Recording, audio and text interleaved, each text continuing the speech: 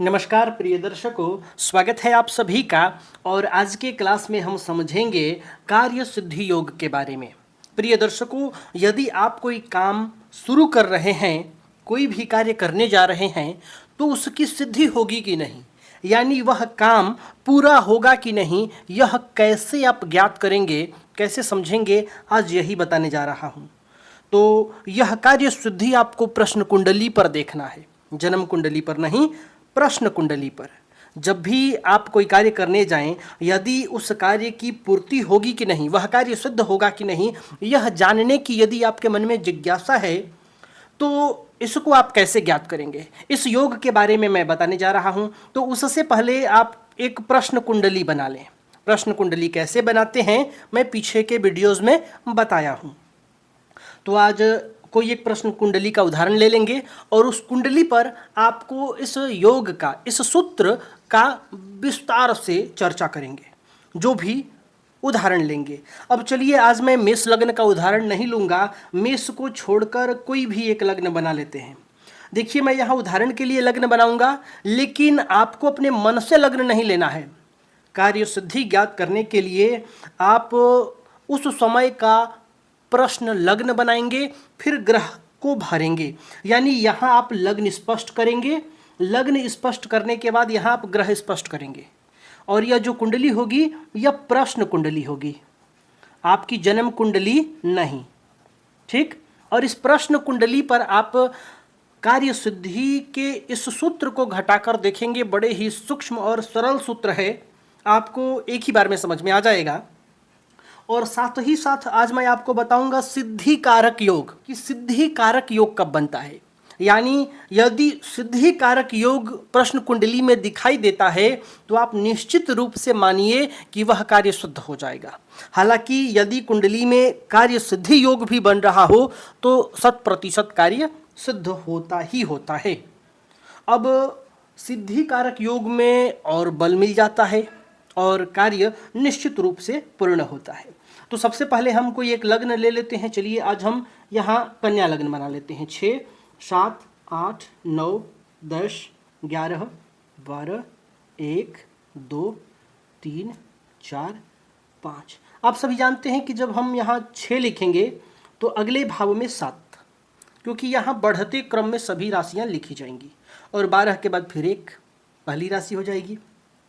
तो जब हमने कन्या लग्न बनाया तो यहाँ लग्नेश हो जाएंगे बुध। आप प्रश्न कुंडली देखें, वर्ष कुंडली देखें या जन्म कुंडली देखें, लग्न और लग्नेश को भूलना नहीं है। आपको सदैव ध्यान रखना है इनका। किसी भी प्रश्न में, चाहे आप जन्म कुंडली का अध्ययन कर रहे हैं, चाहे प्रश्न कुंडली का अध्ययन कर रहे हैं या वर्ष कुंडली का अध्ययन कर रहे हैं, लग्न और लग्नेश की भूमिका सर्वोपरि है, सबसे महत्वपूर्ण है। तो इस प्रश्न कुंडली में भी आप लग्न भाव और लग्नेश को ध्यान रखेंगे। तो लग्न भाव कौन सा हो गया, पहला भाव जहाँ 6 नंबर लिखा है, और लग्नेश कौन हो जाएंगे, इस 6 नंबर राशि के मालिक यानी बुध। तो आपको ध्यान रखना है लग्न भाव यहाँ भी, और साथ में लग्नेश ग्रह। लग्नेश कौन से हैं, तो लग्नेश हो जाएंगे बुध। तो इस प्रश्न में भी आपको ये 2 बातें ध्यान रखनी है। अब देखना है आपको कार्य सिद्धि के लिए कार्य भाव। तो अगर मैं पूछूं कि कार्य भाव कौन सा है, तो आप कहेंगे कि 12 भावों में कार्य भाव कौन सा आ गया भाई।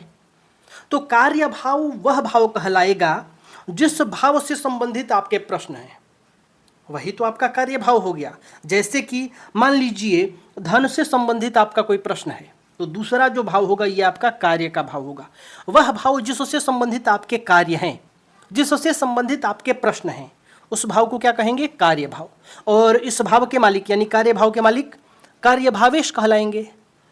ये आपको बताने के लिए है कार्य भाव कि आपके प्रश्न किस भाव से संबंधित हैं। जिस भाव से संबंधित हैं आप उस भाव को भी नोट कर सकते हैं, और ये दोनों भाव आपका नोट होगा, लग्न भाव और कार्य भाव। आपके कार्य भाव जो भी हों, जैसे उदाहरण से अभी मैं बता रहा हूँ। मान लीजिए कोर्ट कचहरी से संबंधित आपके प्रश्न हैं, तो आपको मालूम है कि कोर्ट कचहरी का भाव 12वां है, तो ये 12वां आपका क्या हो जाएगा, कार्य भाव होगा, और लग्न भाव आपको देखना है। तो कार्य भाव के मालिक को भी देखना है। तो जैसे मान लीजिए कोर्ट कचहरी का मामला हो, तो 12वां भाव हो गया आपका कार्य भाव।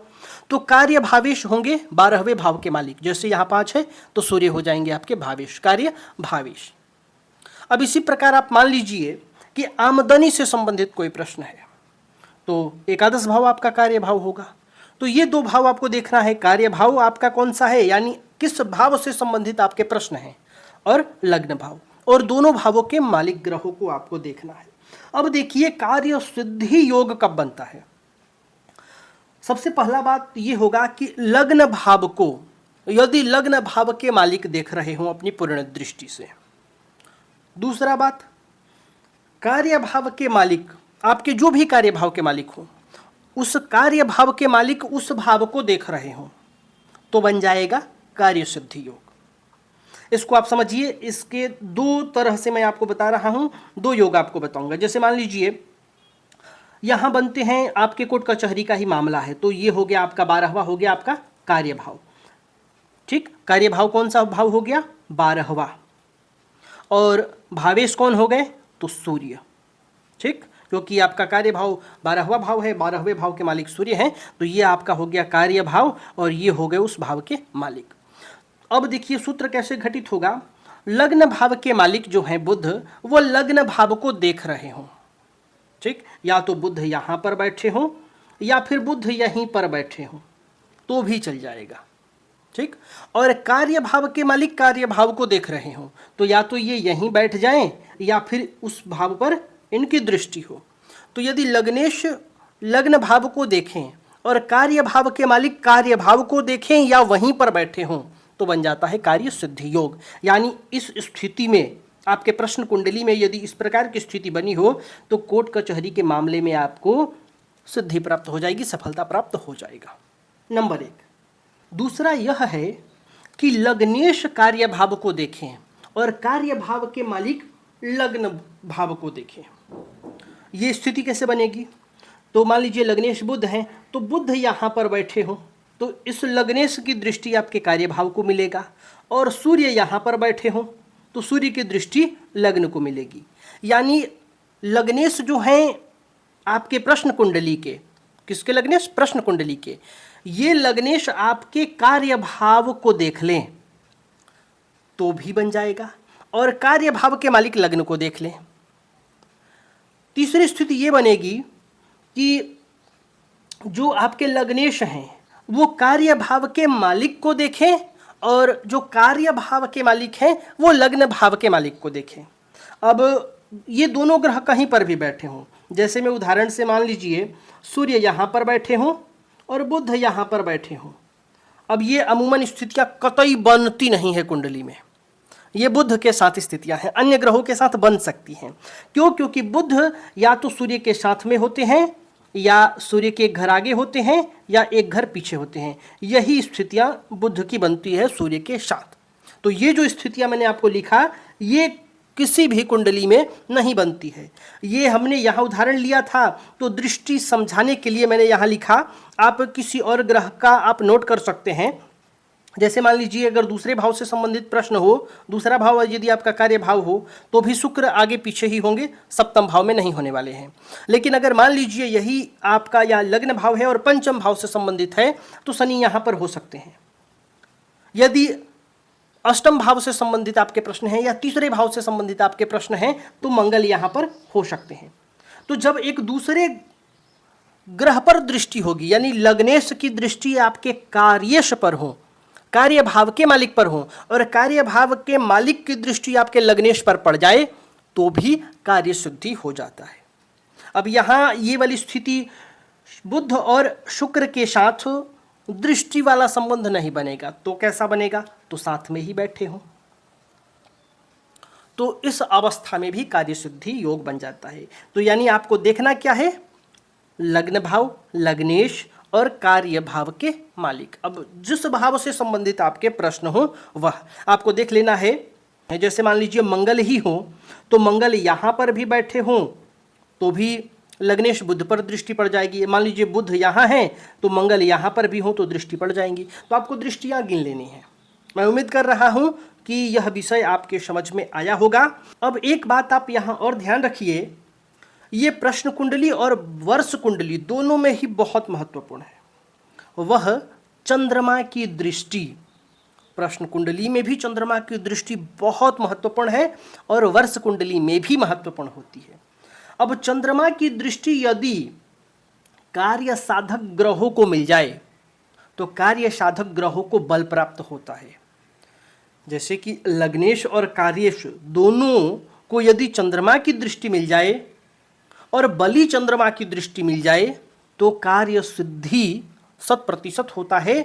और यानी कि समझिए कि उसमें ग्रहों को और बल मिल जाता है और सिद्धि कारक योग बन जाता है।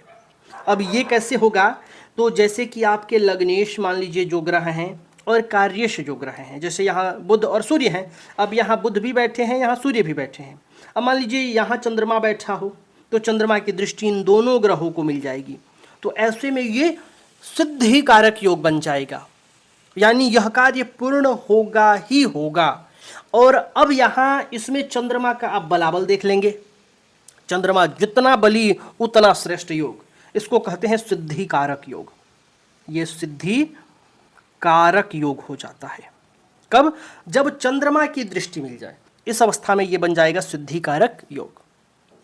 तो ये जो सिद्धि कारक योग है ये आपके प्रश्न कुंडली और वर्ष कुंडली दोनों में ही बहुत महत्वपूर्ण होता है, इसलिए मैं आज इसको साथ में ही बता दिया, क्योंकि ये ज़्यादा बृहद विषय नहीं था कि इसको अलग से विस्तार से बताएं। इस बात को हम आगे प्रश्न कुंडली में हमेशा ध्यान रखेंगे। लग्न तो महत्वपूर्ण है, साथ में चंद्रमा की जो दृष्टि होगी वो बहुत ही महत्वपूर्ण होता है। और इस चंद्रमा का आप शुभाशुभ तय कर लेंगे कि ये चंद्रमा शुभ है कि अशुभ है। इसके बारे में मैं पीछे के क्लासों में बता चुका हूँ कि ये कैसे आप तय करेंगे कि चंद्रमा शुभ है कि अशुभ। बलिष्ठ चंद्रमा का बल किस प्रकार से ज्ञात करेंगे? अब देखिए, अंश बल सभी ग्रहों का देखा जाता है। एक छोटा सा उदाहरण मैं आपको बता रहा हूं। ग्रहों का देखा जाता है अंश बल से भी तय होता है, लेकिन चंद्रमा के साथ अंश बल के साथ साथ इसको पक्ष बल माना गया है, पक्ष बली माना गया है चंद्रमा को। तो पक्ष देख लेना है, चंद्रमा शुक्ल पक्ष का चंद्रमा बली और कृष्ण पक्ष का निर्बल माना जाता है। तो इसका शुभाशुभ और बलिष्ठता और निर्बलता बहुत हद तक फलादेश तय करता है। तो चंद्रमा की क्या स्थिति है उसका आंकलन कर लेना है, और साथ ही साथ आप इस सूत्र को घटाकर देखिए अपने प्रश्न कुंडली पर। यदि घटित हो जाता है तो निश्चित रूप से कार्य सिद्धि हो जाएगा। जो भी आप कार्य करने जा रहे हैं वह कार्य निश्चित रूप से पूरा हो जाएगा। तो प्रिय दर्शकों, आज के लिए बस इतना ही। मैं उम्मीद कर रहा हूं कि यह विषय आपके समझ में आया होगा। आज के लिए बस इतना ही। तब तक के लिए हमें अनुमति दीजिए। नमस्कार।